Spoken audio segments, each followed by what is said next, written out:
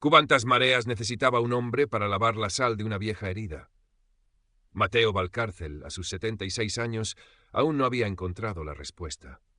Cada amanecer en Rianxo, la luz grisácea del otoño se filtraba por la ventana de su pequeña casa marinera, testigo de incontables despertares solitarios desde que Carmen, su Carmen, se había ido con la marea alta hacía ya 5 años.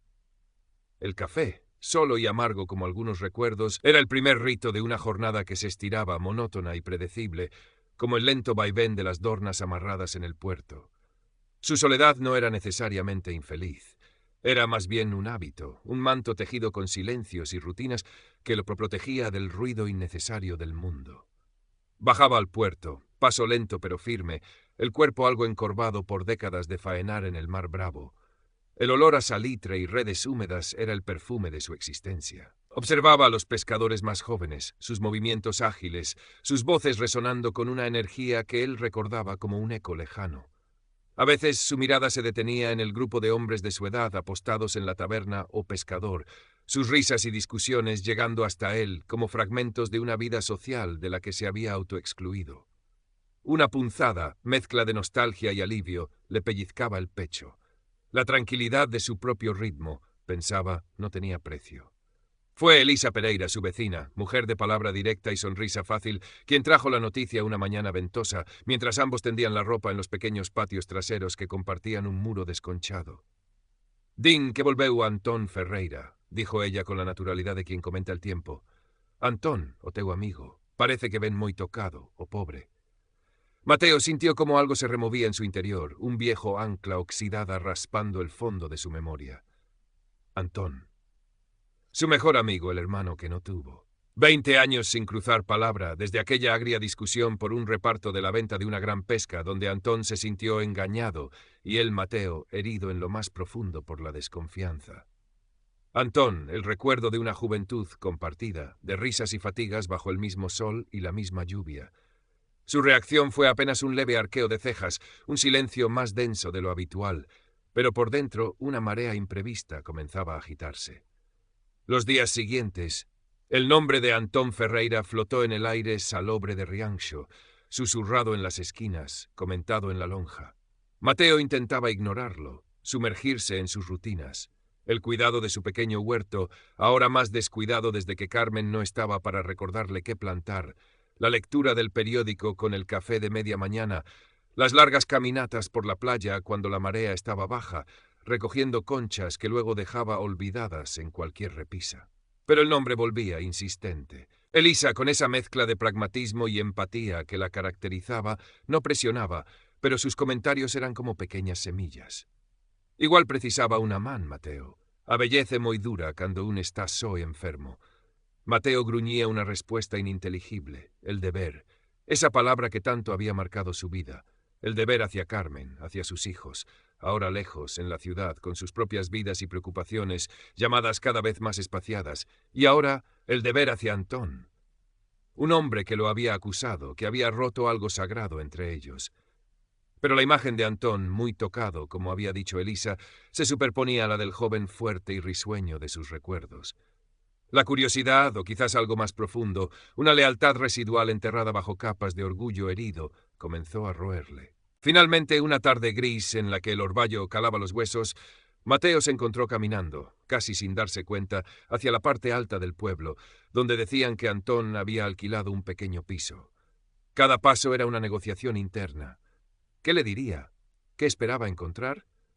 El piso de Antón era tan desangelado como los rumores pintaban. Una bombilla mortecina iluminaba una pequeña salita con muebles desparejados, y allí estaba él. Encogido en un sillón raído, una manta cubriéndole las piernas, el rostro surcado por arrugas más profundas que las de Mateo, la piel terrosa. Una tos seca, persistente, sacudía su frágil estructura. Levantó la vista cuando Mateo carraspeó en el umbral. Sus ojos, antes vivos y desafiantes, ahora parecían velados por la fatiga y la resignación. «Home, Mateo», dijo Antón, su voz un susurro ronco. «Non te esperaba». El encuentro fue torpe, dolorosamente incómodo. Frases hechas, silencios largos donde el único sonido era la tos de Antón y el silbido del viento en las ventanas mal ajustadas. Mateo observó las manos de su antiguo amigo. antes fuertes como cabos, ahora temblorosas y manchadas por la edad.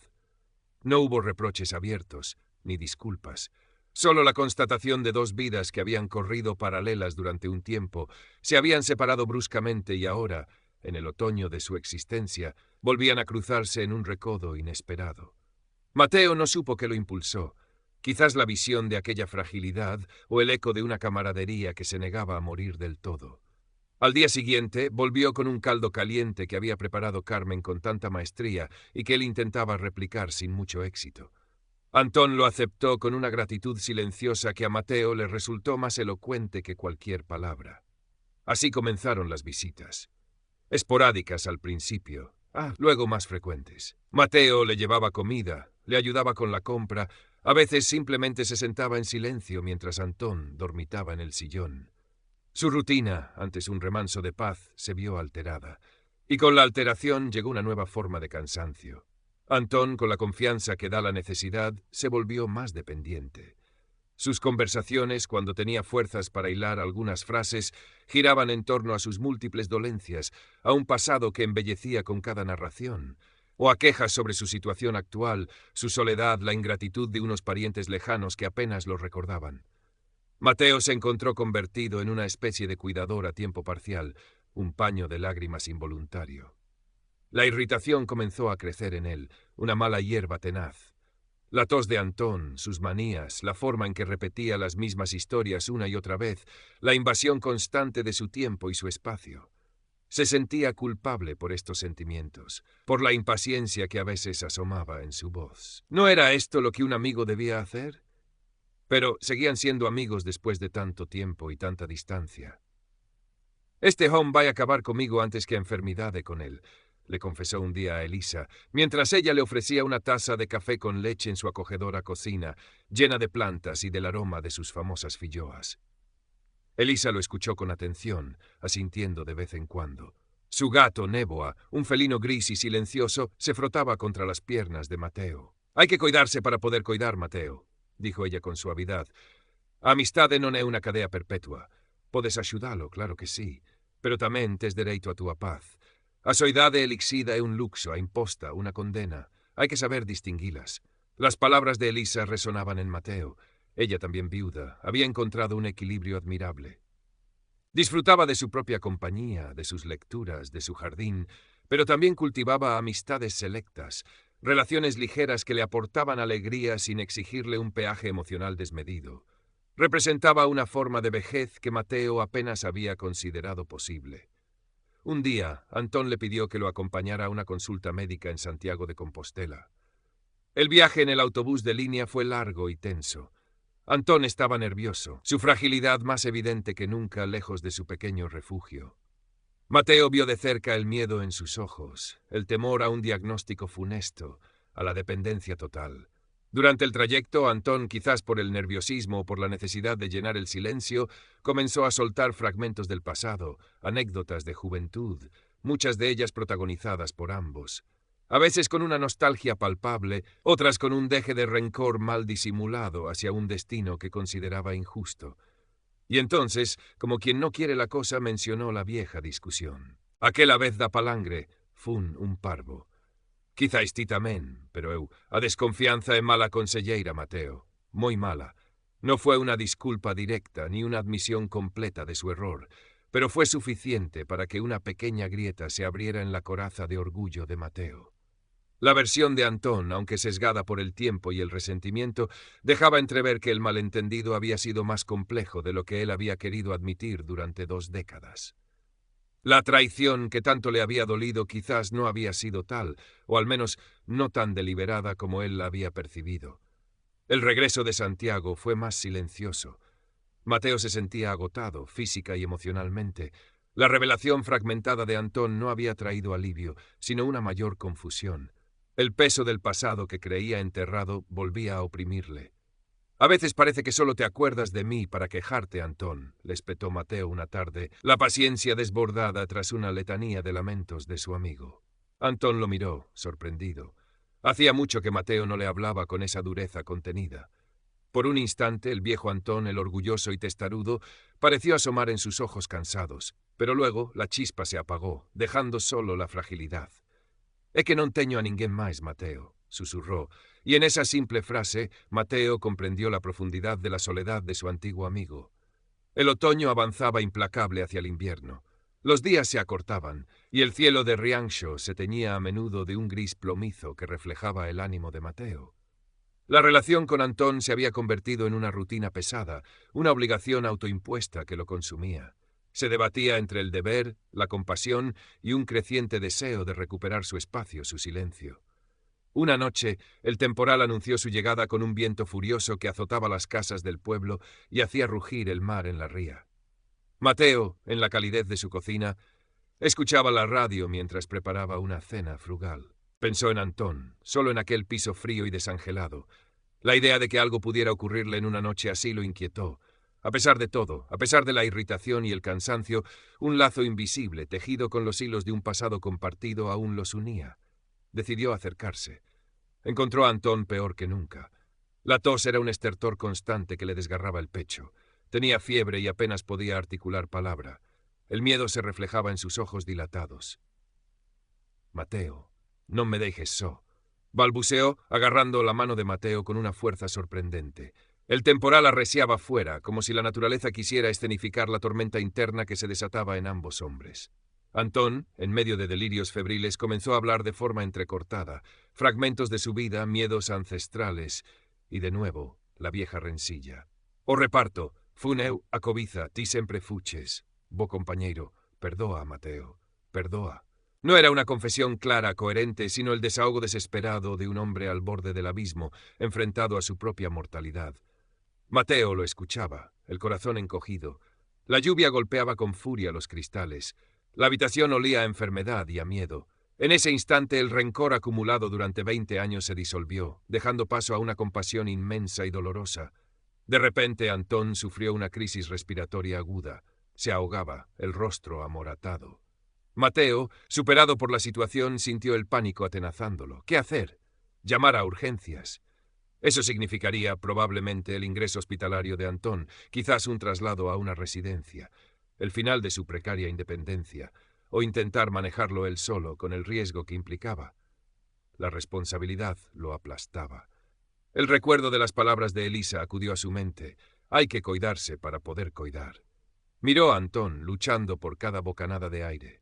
La imagen de su amigo de juventud, fuerte y vital, se superpuso a la de aquel anciano frágil y asustado. Tomó una decisión. Con manos temblorosas, marcó el número de emergencias. Mientras esperaba, le habló a Antón con una calma que no sentía, sujetándole la mano con firmeza. «Tranquilo, Antón. Axuda ven de camiño. Non estás só». En la mirada de Antón, entre el terror y el agotamiento, Mateo creyó ver un destello de gratitud, o quizás solo el reflejo de la luz mortecina de la bombilla. Pero en ese momento, en medio de la tormenta real y metafórica, sintió que algo se había recompuesto, no la amistad idealizada de la juventud, sino algo más real, más imperfecto, forjado en la fragilidad compartida de la vejez. La llegada de los sanitarios fue rápida y eficiente. Se llevaron a Antón en una camilla, el sonido de la sirena perdiéndose en la noche lluviosa. Mateo se quedó solo en el piso desangelado, el eco de la tos de Antón aún flotando en el aire. Sintió un alivio inmenso, seguido de una profunda, abrumadora tristeza, y un cansancio que le llegaba hasta el alma. Los días siguientes fueron una extraña mezcla de vacío y reflexión. Antón fue ingresado en el hospital comarcal. Mateo lo visitaba a diario. Las visitas eran cortas, menos cargantes que antes. Antón, estabilizado pero aún débil, hablaba poco. Parecía más resignado, como si la crisis hubiera quebrado su última resistencia. Ya no había quejas constantes ni idealizaciones del pasado. Solo un silencio cansado, a veces roto por alguna pregunta sobre el tiempo o sobre algún conocido del pueblo. Mateo, en sus largas caminatas solitarias por la playa, ahora con los primeros fríos del invierno anunciándose en el aire, reflexionaba. La amistad. ¿Qué significaba realmente a estas alturas de la vida? La relación con Antón no podía ser lo que fue, ni lo que él, en algún rincón de su corazón, había esperado revivir, ni lo que Antón, en su soledad, había demandado. Aceptó las imperfecciones de esa amistad tardía, recompuesta sobre los escombros del pasado, y aceptó también sus propias limitaciones, su necesidad de espacio, su derecho a la paz. Las conversaciones con Elisa se volvieron más frecuentes. Ella, con su sabiduría sencilla y su humor a prueba de inviernos, le ayudaba a poner nombre a sus sentimientos, a despojarse de la culpa. Fixeches o que puideches, Mateo, é o que debías. Iso tamén é amistade. A veces, amistade é saber poñer límites, polo ben de todos. Poco a poco, Mateo comenzó a encontrar un nuevo equilibrio. Antón, tras unas semanas en el hospital, fue trasladado a una residencia en un pueblo cercano, ya que no podía valerse por sí mismo.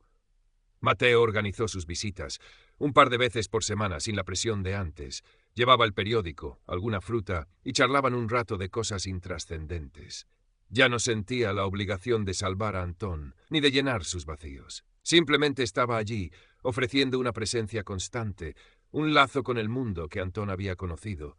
Y Antón, a su manera, parecía aceptarlo. Quizás en el fondo era todo lo que ambos necesitaban el uno del otro en ese momento.